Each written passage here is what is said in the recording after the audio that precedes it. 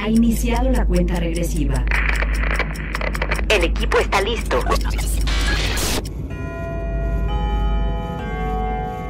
Cronómetro 2020.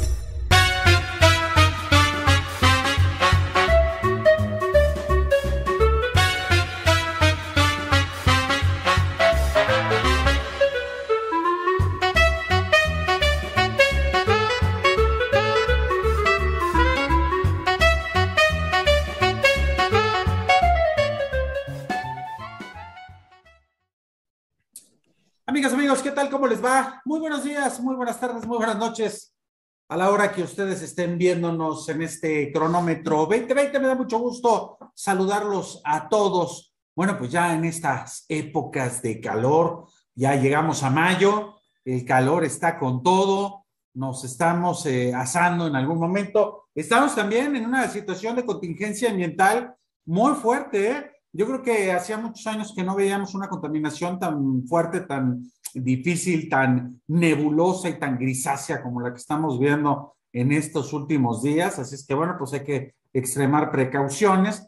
Y bueno, pues vamos a tener un programa, yo creo que bastante interesante, bastante calientito, yo diría, porque pues vamos a hablar de educación, vamos a hablar de justo esta pretendida reforma que está tratando de generar la cuarta transformación, que no me parece mala, no me parece que esté fuera de prácticamente las tendencias. Hay siempre una serie de reorganizaciones, como todos nosotros sabemos, en cada sexenio, en cada administración, y a partir obviamente de cada una de las proyecciones y por supuesto condiciones que el Estado obviamente como garante de esta educación, bueno, pues plantea sobre todo para poder mejorar este asunto de la enseñanza. Así es que bueno, pues soy David Mendoza, estamos en este cronómetro 2020, me da mucho gusto saludar a Alejandra González. ¿Cómo estás, Ale? Hola David, hola Celina, ¿cómo están? Muy bien, buenas tardes a todo el auditorio que nos escucha. Buenas tardes, buenos días, buenas noches, dependiendo a la hora que nos estén escuchando. Oye, Ale, ¿a dónde andabas? Te fuiste de vacaciones, ¿verdad? Ya te extrañábamos. Muchísimas gracias. No yo a ustedes, pero más bien es mentira, David no me daba ningún programa. No te daba nada. Yo No era me el que dabas. no. Tú eres el culpable. Yo soy el culpable. Híjole, qué malo soy. Está bien, Ale, qué Qué mala gusto. onda. Qué gusto que ya estés por aquí de nuevo con nosotros. Y bueno, pues tenemos a nuestra experta en cuestiones de educación, Celina López. ¿Cómo estás, Celina? Hola, ¿qué tal? Pues muy contenta de empezar otra vez compartiendo con Cronómetro y con el auditorio y bueno, sobre todo hablando de un tema súper importante y necesario para nuestro país, que es la educación. Y bueno, también muy contenta porque creo que es la primera vez que me toca interactuar con Ale. Entonces, pues bueno, vamos a ver qué tal se pone esto. Ándale, es la primera vez que te va a tocar platicar con Ale. Y mira, fíjate que esto realmente es muy importante, sobre todo cuando planteamos el hecho de estas transformaciones y esta manera en la cual, bueno, pues lo que hace un gobierno o lo que hacen todos los gobiernos en buena medida es generar pues algún tipo de cambio significativo en su política pública educativa. Y bueno, pues en el caso de la cuarta transformación, esto no podía dejarse a un lado, sobre todo, bueno, dentro de un contexto en el cual, bueno, pues hay también una visión, vamos a llamarla así, ideológica, en términos de que esta cuarta transformación, pues no le agrada ni tantito todo aquello que tenga que ver con este modelo neoliberal. Y esto, bueno, pues es muy significativo, sobre todo en el momento o en el hecho en el cual, bueno, pues el gobierno federal considera que la educación, pues obviamente ha sufrido una serie de transformaciones que han tenido una visión muy individualista, una visión siempre muy marcada hacia el mercado, muy marcada obviamente hacia una percepción economicista, y que se ha dejado de lado algunas condiciones en las que, bueno, pues hay que plantear también algunos esquemas, por ejemplo, el regreso de la ética, el regreso obviamente de las cuestiones sociales, que creo que, bueno, pues también tienen una marcada tendencia a partir de lo que plantea este gobierno de la cuarta transformación. Así es que, bueno, pues en este sentido, no podemos dejar de lado que todos estos esquemas históricamente en este país, bueno, pues están involucrados muchas instituciones, ¿no? En una primera instancia, bueno, por lo menos durante buena parte del siglo XIX, inclusive anterior a este siglo XIX, en la conformación de nuestro país, bueno, la iglesia jugó un papel relevante, ¿no? En la educación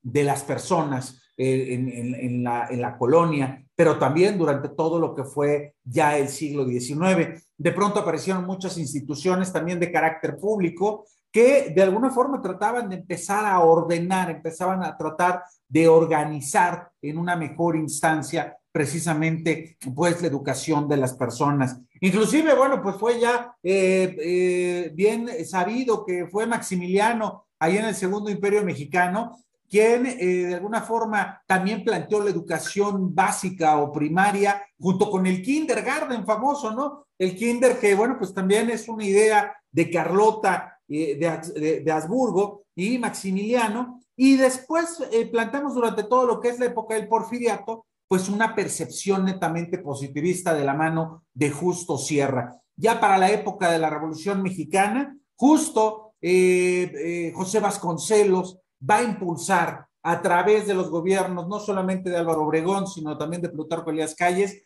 ya una idea de la conformación de una educación donde el Estado jugara un papel determinante en la construcción, obviamente, del pensamiento educativo de los mexicanos de la posrevolución. Y, por supuesto, este modelo va a ir evolucionando en muchos sentidos, sobre todo, pues con esta gran proyección que tuvo precisamente la educación rural, la educación, obviamente, en las escuelas, las capacitaciones técnicas, que sin duda han sido muy importantes. Pero bueno, pues llegó aquella época del modelo neoliberal con Carlos Salinas de Gortari, y entonces empezaron a ajustarse las cosas. ¿Por qué? Porque decían que, bueno, pues había que adaptarnos a los nuevos tiempos, ¿no? Sin duda ahí la globalización jugó un papel determinante en este esquema y, por supuesto, pues estamos hablando de un modelo educativo en muchos sentidos que por lo menos ha imperado los últimos 30 años, ¿no? Empezó con Carlos Salinas de Gortari, se siguió con Ernesto Zedillo, que por cierto fue secretario de Educación Pública en la época de Carlos Salinas de Gortari. Después siguió Vicente Fox con esta idea de tratar o de impulsar el desarrollo de la tecnología, ¿no? Para adecuarnos a las nuevas condiciones de globalización en el mundo. Lo siguió, por supuesto, Felipe Calderón y remató con Enrique Peña Nieto. Alejandra, pues sin duda no parece que al gobierno de la República actual no le gusta esta educación neoliberal. ¿Por qué no le gustará la educación neoliberal, Alejandra? A ver, vamos a empezarle por ahí. ¿Será porque sigue considerando que es como lo dices, neoliberal, que no es muy cerrado a la parte de la innovación, la tecnología, tal vez? Y porque, bueno, también no me vas a dejar mentir, a la cuarta T que no le gusta. Bueno, nada le parece y luego está haciendo todo lo contrario. Tratando de modificar y de regresar a un esquema que, a ver, si somos francos también, y aquí, bueno, ya Celina nos va a poder dar una proyección, yo creo que mucho más amplia a partir de su conocimiento. Lo que tenemos es un cambio de paradigma, ¿no, Celina? Lo que tenemos aquí es un cambio en el cual, bueno, pues el gobierno mexicano pretende regresar o pretende reactivar algunos elementos del pasado, pero de un pasado nacionalista, de un pasado que no precisamente a su modelo, ¿no? Sí, por supuesto. Primero me gustaría empezar con que el tema de la educación es un tema muy delicado, muy complejo, y que, bueno, si bien es cierto que cualquier tipo de cambio que pretenda hacer cualquier gobierno tendría que siempre pensarse a largo plazo, la educación principalmente creo que es uno de los que con mayor rigor tendría que hacerse, porque estamos hablando de generaciones de estudiantes que van a cursar, pues el tiempo escolar que se cursa es un tiempo muy prolongado, ¿no? Entonces, para poder ver realmente si está o no funcionando un modelo educativo, necesitaríamos tener una generación completa desde que está en la educación inicial, y al hablar de educación inicial me estoy refiriendo a lo que son las guarderías, hasta que terminan por lo menos la etapa básica, que, bueno, actualmente, al menos aquí en México, es hasta nivel medio superior, ¿no? Entonces estamos hablando de cerca de, bueno, poco menos de 18 años, ¿no? Y con base en esos aciertos o desaciertos, pues comenzar a ver cuáles son las modificaciones que se tienen que hacer. Aquí creo que el tema más delicado es que no ha habido continuidad en los muchos gobiernos, y cuando se logró una continuidad, muy a pesar de que se hizo el cambio de un partido a otro, me estoy refiriendo específicamente cuando son los dos sexenios de tanto el de Calderón como el de Fox, y después viene Peña Nieto, que por lo menos había una secuencia de lo que eran las competencias. Llega este gobierno y se hace rápidamente un cambio, se hace un borrón y cuenta nueva. Entonces, de entrada sí, parte de lo que se está planteando en este nuevo modelo educativo tiene que ver mucho con este rescate del nacionalismo. De entrada se está planteando un modelo que sea 100% mexicano, lo cual no me parece ni descabellado ni mala idea, puesto que, bueno, sí, tienen razón, todos los modelos educativos que tenemos actualmente son europeos y están basados en las necesidades de los países europeos. Por supuesto que necesitamos un modelo académico que piense en las necesidades de los mexicanos y que pretenda verdaderamente lograr una educación que no tenga todas estas diferencias en cuanto a los que están egresando, ¿no? Sin embargo, aquí el gran problema es que creo que se está planteando el sueño guajiro de que se tiene que hacer, y no porque no exista gente capaz en México. Creo que hay muy buenos investigadores, creo que existimos muy buenos docentes, pero falta aterrizar bien las ideas, que ese es uno de los grandes problemas que estoy viendo, y por el otro, verdaderamente sí hace falta escuchar las voces de todos y no aferrarse a defender esta idea anti-neoliberalista, que más bien parece que es más, es como, digamos que se comparte, es como antes se pensaba, va a venir a comer a los niños, y aquí parece ser que ahora es la otra contraparte, ¿no? Ahora es el neoliberalismo que viene a comerse como si fuese una bruja o un ente completamente mágico, pero que es totalmente malo, ¿no? Entonces creo que de entrada sí se tienen que escuchar todas las voces. Se presume que sí se hizo así. Bueno, más adelante hablaremos un poquito de cómo se hicieron estas asambleas, que realmente me tienen a mí muy consternada, pero creo que sí es importante poder escuchar cuáles son las voces de todos y qué es lo que verdaderamente ha funcionado de los modelos anteriores, que no creo que sea del todo malo, y qué es lo que nos falta cambiar y modificar para que verdaderamente tengamos una educación de calidad, que es la que se pretende. Oye, Alejandra, ¿tú qué? ¿qué le da falta a la educación mexicana? A ver, ¿tú cómo la ves? La verdad carece de muchos tipos de enseñanzas en cuanto a una formación para la vida adulta, principalmente en el área de finanzas, en el área de investigación, de innovación. Matemáticas, ciencias. De matemáticas, ciencias. Yo entiendo de verdad el hecho de querer ser una educación muy mexicana, muy fuera de antineoliberal, pero también creo que es muy importante el saber cómo administrar en un futuro tus ingresos, cómo que te expliquen por lo menos qué es el SAT desde chiquito, de verdad. Oye, no me van a dejar mentir. Sí, por supuesto. Hay una discusión, Alejandra, creo que lo que está señalando es una cuestión muy interesante, sobre todo porque hay una discusión en términos de qué tanto la educación te tiene que empezar a enseñar realmente Claro. a vivir la vida, ¿no? ¿Cómo tienes que utilizar también el pensamiento lógico? ¿Cómo tienes que empezar, sobre todo, a resolver problemas? Y lo platicaba en la otra ocasión con algunos amigos, el hecho de cómo es que en la educación pocas veces nos enseñan a hacer actividades en equipo. Y Exacto. cómo, México es tiene muy bajo rendimiento al trabajar en equipo. exactamente, Somos sumamente egoístas. y sumamente individualistas en muchos sentidos. Pero es curioso que en otros países justo se empiece a fomentar ambas situaciones, ¿no? Una percepción individualista basada precisamente en una especialización, pero después que esas mismas especializaciones se vuelvan interdependientes. De tal Considero forma, ahí que chocan a lo mejor las culturas de los países. por México no supuesto. tenemos la misma cultura que en Europa, y a lo mejor por eso no reaccionamos de la misma manera en el rendimiento escolar o académico. Oye, y yo creo que también en Latinoamérica o en Asia y demás, de pronto esta idea del modelo mexicano, pues es también una idea que pues siempre ha estado presente, ¿no? Yo creo que Vasconcelos es uno de los ejemplos más claros precisamente de cómo el modelo educativo pues ha tenido que ver mucho pues con el indigenismo, tiene mucho que ver, por ejemplo, con la cultura, con la literatura mexicana, la arqueología, cuestiones donde la historia pues también está algo muy manipulada, ¿no? Ahí la misma educación nos dice quiénes son los héroes, quiénes son los villanos, pero no nos cuentan como que realmente todo el proceso tan complejo, precisamente que tiene que ver con un elemento de educación en 360 en muchos sentidos, ¿no? En este caso, Celina, ¿qué proponen las autoridades? A ver, porque sí hay una cuestión de fobias, yo llamaría a esta cuestión neoliberal. Se vale, cada quien tenemos nuestras filias y nuestras fobias. Y por supuesto, nadie está diciendo aquí que el neoliberalismo sea el momento único y que haya transformado el aspecto, Claro no. Pero sí creo que el neoliberalismo tendría que entenderse dentro de este contexto de globalidad, o sea, de interconectividad que existe hoy en día en todo el mundo, ¿no?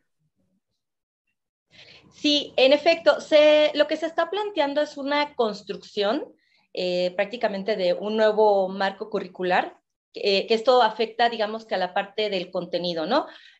Yo siempre he pensado que definitivamente si se quiere empezar a hacer un verdadero modelo educativo, se tiene que empezar por los contenidos.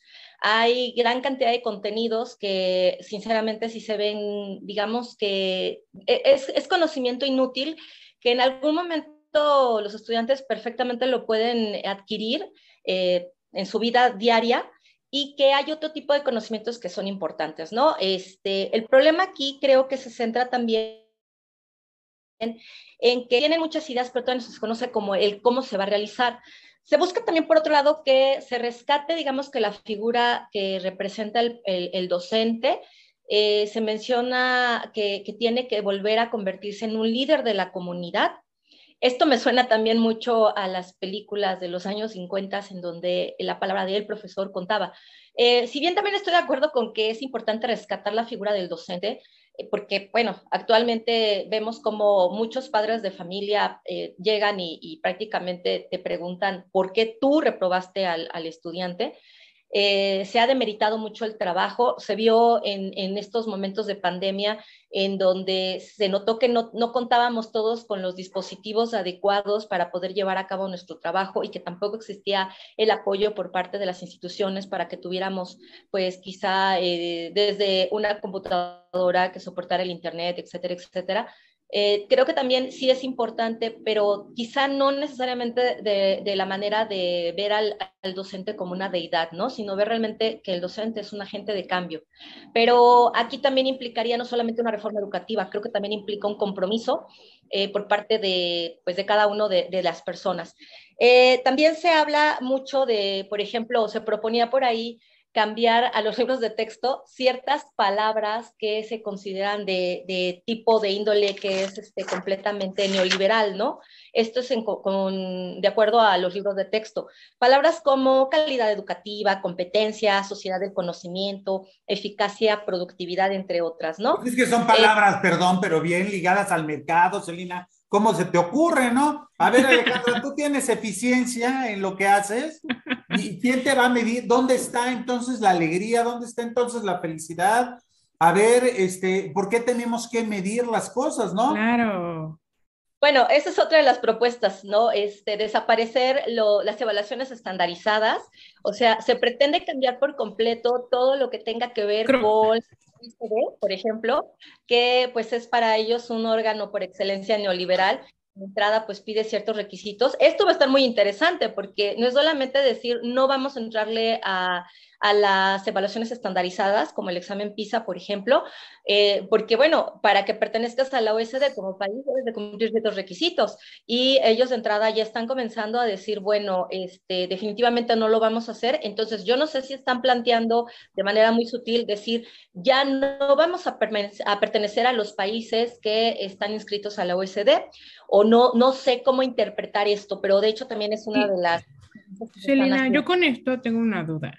Tú que eres experta en el tema, ¿cuánto tiempo requiere el gobierno para empezar a plantear ya el nuevo programa?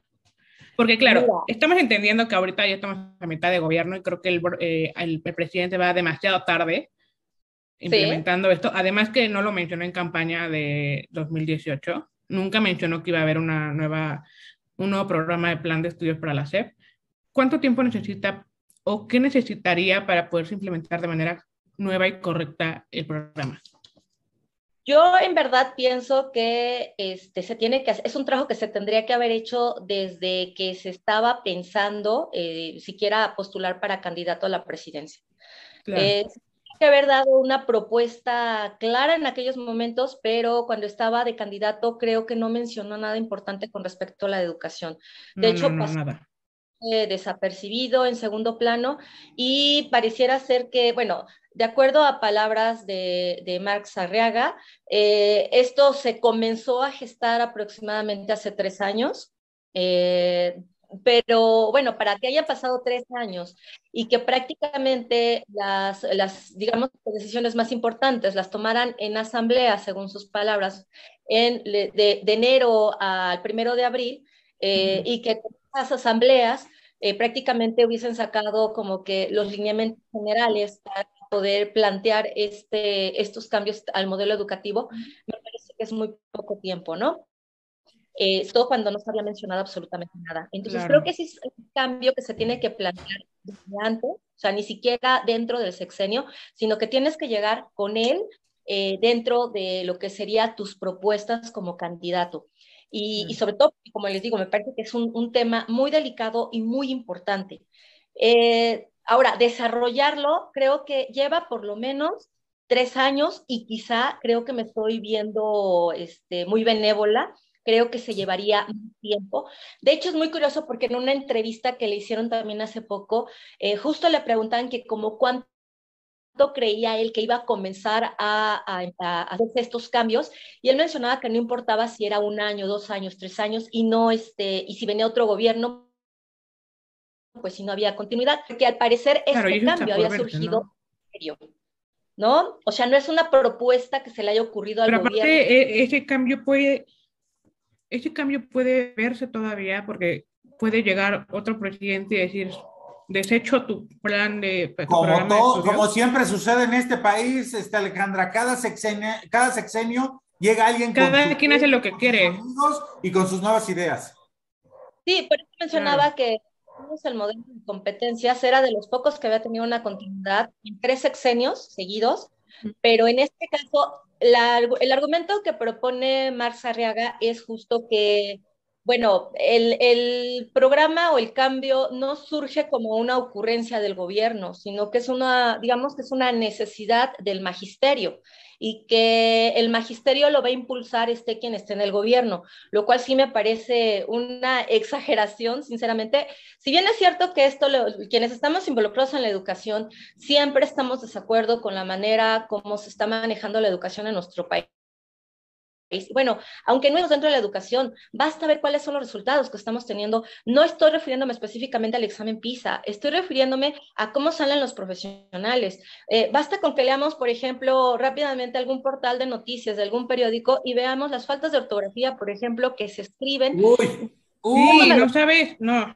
uy. Estoy específicamente a las personas que escriben dentro del portal y que son los responsables y que supuestamente son, bueno, no quiero suponerlo, son profesionistas y que no deberían de tener errores que son realmente preocupantes, ¿sí? Entonces Claro. creo que eso solamente en un ámbito. Podemos cambiarnos a distintos ámbitos y podemos darnos cuenta que por ejemplo, la gente que va a salir, los que están estudiando o los que estuvieron estudiando, por ejemplo, medicina en esta época de pandemia, bueno, en unos cuantos años van a ser quizá aquellos médicos que nos van a tener que atender. Y dime quién se la va a jugar para que sea un estudiante joven, y no porque no tenga la capacidad, todo esto tiene que ver con educación, pero quién se va a arriesgar a que sea el médico joven el que nos tenga que operar. Creo que Pues la no nos mayoría... va a quedar de otra, porque no va a haber de otros médicos. No va a haber de otros médicos. Oye, Celina, a ver, en este sentido, Ale, Celina, estos nuevos ejes son muy interesantes. Uno, brindar mejores condiciones laborales al magisterio. El problema con el magisterio es que están cooptados en muchos sentidos por asuntos sindicales. Entonces, ahí creo que se está confundiendo también un asunto de reforma educativa con un asunto netamente laboral. Dos, implementación de programas y contenidos temáticos. También aquí tenemos un grave problema, sobre todo porque, a ver, seamos francos, ¿cuál va a ser? Y lo estamos viviendo hoy en día. Hoy quien esté egresando de la primaria, de la secundaria, de la preparatoria, de la universidad y de los posgrados, están compitiendo ya no a nivel local o regional. Las personas están ya compitiendo a nivel global. Así de fácil. Y la educación en México tendría que plantearse en ese mismo esquema. ¿Para qué? Para que aprovechando, por ejemplo, estas tecnologías de la información y la comunicación, pues se pudieran, pues literal, competir en todos los sentidos, en cualquier parte del mundo para poder realizar su propia actividad.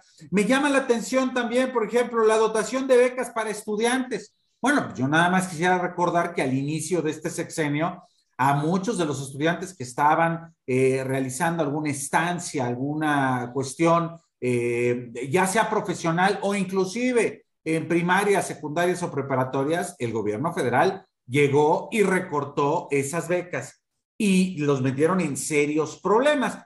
Y finalmente el asunto de la infraestructura de todos los centros educativos.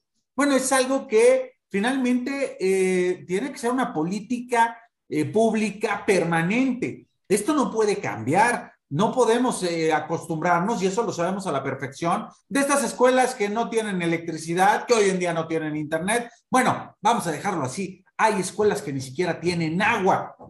Y bajo ese esquema, pues ¿cómo van a estudiar los muchachos? Hay escuelas que ni siquiera tienen la cantidad suficiente de profesores, ¿no? Hay poblados municipios que ni siquiera tienen escuelas, ¿sí? Claro. Entonces, empecemos por esos problemas que creo que son fundamentales.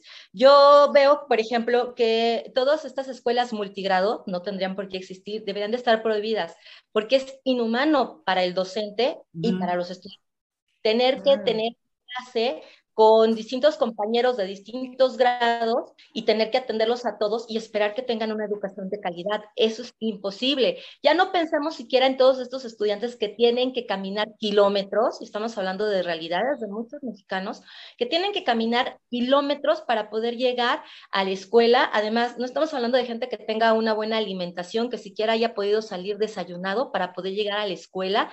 Y en el caso, por ejemplo, de los que están en telesecundaria, pues llegar ante un monitor y quizá tengan ahí a un guía que les pueda ayudar de repente con determinados temas, pero sabemos que a cierta edad y en ciertos momentos, pues ese tipo de educación les podrá servir a algunos, pero a otros definitivamente no. Oye, y a eso además...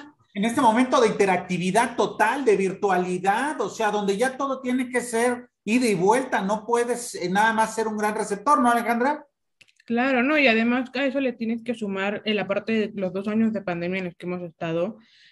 Hubo una campaña, me parece, de la SEP, cuando te decían que iba a haber clases de 9 a 2 de la tarde a través de televisión. ¿Cuántos niños de edad escolar tenían acceso a la televisión? Era una tercera parte de la población. Claro. La que no tenía acceso ni a internet para poderse conectar a una computadora, no tenía ni siquiera una computadora y tampoco tenía la televisión con una muy buena calidad de señal para tomar las clases como bien lo había planteado esa campaña.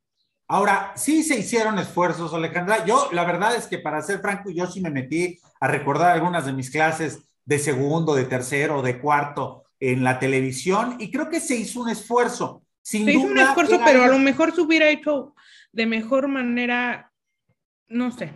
A lo mejor. Había muchos, pudieron haber sido otras alternativas en cuanto, no sé, con los profesores, pero claro, también entendemos el punto del nivel de pandemia en el que vivimos.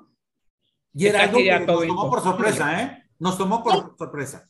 Dando, o sea, Claro. que a veces eso también me preocupa mucho, y es que muchas veces hablamos de nosotros, nuestro punto de vista como adultos, cómo podemos ver quizá estos programas educativos, y a lo mejor a ti te llama la atención, pero tú de entrada ya viste el tema, no es nuevo para ti, has conocido, has visto, has tenido cierta experiencia, pero estás hablando de pequeños, de niños que van desde bueno, los de edad primaria, que irían desde los 5 años y medio aproximadamente hasta los 12 y medio, y que definitivamente este tipo de programas no le llaman la atención. Bueno, recuerdo de comentarios de mi hija, de que en ese momento tenía 9 años, que decía, es que nos tratan como tontos, ¿no? A lo mejor habrá otros niños que les llamen la atención, pero al menos esa fue su percepción de una niña en ese momento. Y Claro. con lo que ella decía, digo, ella afortunadamente tuvo la posibilidad de tener clases a distancia, pero hablamos de los niños que no tienen esa posibilidad, ya Claro. sea que tienen los medios o incluso porque sus profesores tampoco tenían los medios para poderlo impartir, ¿no? Entonces, Inclusive creo que también tú perdón, que tuviste, que tienes hija, Celina, y también David, creo que ahí yo le he visto mucho, las nuevas generaciones son totalmente diferentes, con un pensamiento a lo mejor más rápido, no les gusta que los Están, traten como tontos, están conectados ya, están en nacen con otra la idea. tecnología. Es un proceso tecnológico de interactividad, obviamente, de interacción, obviamente, con los aparatos, el software, el hardware que está presente. Fíjense, aquí hay unos elementos que quiero retomar antes de que se nos acabe el tiempo, porque siempre nos empieza a corretear. Las características de la nueva escuela mexicana. Formación de pensamiento crítico y solidario de la sociedad, así como aprendizaje colaborativo. ¿Me parece bien? Ok, perfecto. Diálogo continuo entre humanidades, arte, ciencia, tecnología e innovación como factores de transformación social.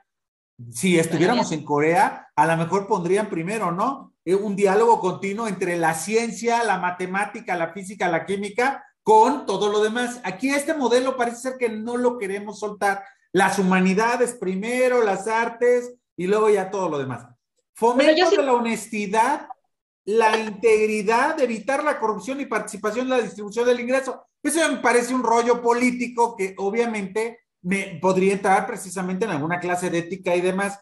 Combatir la discriminación, eso sí me parece bien. La violencia que se ejerce en distintas regiones, con énfasis en lo que sucede en mujeres y niños, me parece excelente. Alentar la construcción de relaciones a partir del respeto de los derechos humanos. Bien, pero creo que lo importante, aquí el problema no es cómo lo vamos a hacer, sino para qué. ¿Cuál es el objetivo que plantea esta nueva escuela mexicana? Y antes de que se nos cierre el tiempo y empecemos ya a despedirnos, Celina, a ver, yo sí quiero preguntarte algo. A ver, ¿qué opinas o cuál es tu percepción de esta idea que planteó la Secretaría de Educación Pública, Delfina Gómez, de quitar los grados? Se acabó el kinder, se acabó la preprimaria, primero, segundo, tercero, cuarto, quinto, sexto, primero de secundaria, segunda de secundaria y tercero de secundaria y listo. ¿Por qué quitar? ¿Por qué hacer a un lado estos grados? ¿Es una cuestión pedagógica que puede ayudar o también está tan jerarquizada que es neoliberal y capitalista salvaje? Mira, en algún momento sí, la educación primaria sobre todo sí tenía como estas diferencias, bueno, sí marcaba, por ejemplo, como un mismo periodo lo que era primero y segundo grado. De hecho, todavía hay parte como de esta tendencia, porque digamos que el primer grado tiene los conocimientos nuevos y en el segundo grado los refuerzas. Son ideas muy de la neurodidáctica, ¿no? Que lo que vayas viendo tenga como un antecedente para que lo aprendas mejor, ¿no? Y va como teniendo un mejor, un poco más de profundidad conforme vas avanzando en años. Creo que no es tanto el problema de llamarle primero o segundo grado. Creo que aquí el problema fundamental, y esto, por ejemplo, sí sucedió en gran medida con las competencias, y es que se cambió la terminología, pero en el contenido seguía siendo exactamente lo mismo, ¿no? O sea, solamente cambiabas un término por otro término. Creo que aquí falta la justificación de por qué consideran que esto sea mejor, ¿no? Y creo que, al igual que muchas de las ideas que tienen, parece ser que no tienen una meta, no tienen un objetivo perfectamente claro, sino pareciera que todo lo quieren como si fuera solamente mero accesorio decorativo, como para que veamos que esa es la gran panacea y tenemos un cambio drástico con respecto a lo anterior. Me suena más a estas ideas que son más demagógicas y es, yo me quiero diferenciar del otro, ¿no? Pero parece que no, que el argumento no está en tanto a que sea una mejor opción, ¿no? Se ha visto, por ejemplo, que, pues bueno, en palabras más, palabras menos, pero la sutileza del no puedes reprobar estudiantes. Entonces, me parece también una cuestión en donde, bueno, ¿y para qué quieres niveles o grados? Oye, y de cualquier... lo que decías hace rato de los exámenes, ¿no? No midamos porque pues, se nos vayan a deprimir o se vayan a sentir mal porque no tienen cierto conocimiento. Cuando en realidad, para todas las profesiones, finalmente siempre hay una evaluación permanente porque hay que controlar esta eficiencia, esta eficacia precisamente del contexto, ¿no? Alejandra. Celina, ¿y qué tan cierto es que ya quitaron la calificación reprobatoria de 5? Es cierto, es verdadero. Pero no tiene mucho, porque yo me acuerdo que tuve una materia en primaria que sí reprobé con 5. Bueno, aquí hay unas... ¿Te acuerdas que reprobaste? Desde hace mucho tiempo atrás, ya te autobalconaste. Mira, esta cuestión de la reprobación, de no reprobar, no es una idea nueva. Yo recuerdo perfectamente que cuando estábamos entrando a lo que era el Tratado de Libre Comercio, por ahí se planteó que como los otros países con los que íbamos a estar pues comercializando tenían niveles de secundaria, o sea, en promedio su población llegaba por lo menos a tercero de secundaria, pues había que elevar el nivel educativo de México, pero elevar el nivel educativo, la traducción es, ya no repruebes a tus estudiantes para que pasen de grado, ¿no? Entonces, pues obviamente que las evaluaciones, hay evaluaciones que son internas y hay evaluaciones que son más serias y que pasan a ser la real, ¿no? Muchas escuelas, sobre todo en las escuelas privadas, se da esto, en donde tu boleta interna, tú puedes hacer lo que tú quieras como profesor y prácticamente es como mencionaba por ahí Max Arriaga que somos un poco conductistas, hasta cierto punto lo somos, y era así como ponerle el 5 para que le dé miedo y a ver si a la siguiente le echa ganas. Obviamente es una tomadera de pelo, porque al final cuando tú vas a hacer una boleta de SEP, que es la oficial, la que verdaderamente vale para poder, lo cierto es que las calificaciones reprobatorias no existen. Yo recuerdo en cierto momento en alguna escuela que me llegaron a decir, ¿de veras este alumno merece ir extraordinario? Te estoy hablando de secundaria.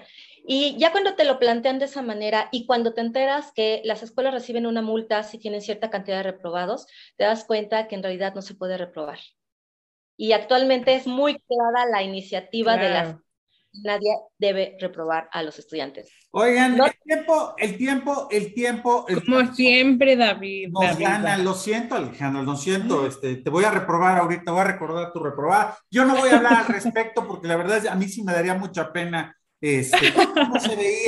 cómo se veían esas calificaciones con rojo y subrayadas aparte. Era la rojo, verdad, me encanta. En muchos sentidos, pero bueno, pues miren, finalmente es parte del conocimiento, es parte de todas las etapas y sin duda yo creo que todos en alguna medida pues hemos vivido, hemos resentido parte de lo que es este sistema educativo y bueno, pues nos hemos tenido que ajustar a lo mismo, ¿no? Creo que sin duda lo que estamos viviendo en la actualidad, no solamente en México, sino en otras partes del mundo, pues están replanteando precisamente las condiciones educativas en muchos sentidos, sobre todo porque hoy prácticamente estamos viendo una revolución industrial ligada obviamente a la intercomunicación, estamos hablando de la telemática, estamos hablando de la robótica y eso requiere cierto conocimiento que es muy especializado, así es que bueno, pues habrá que estar al pendiente. Celina López, muchas gracias, estamos ahí en contacto. Alejandra González, un gran abrazo, amigos, amigas, se despide de ustedes David Mendoza,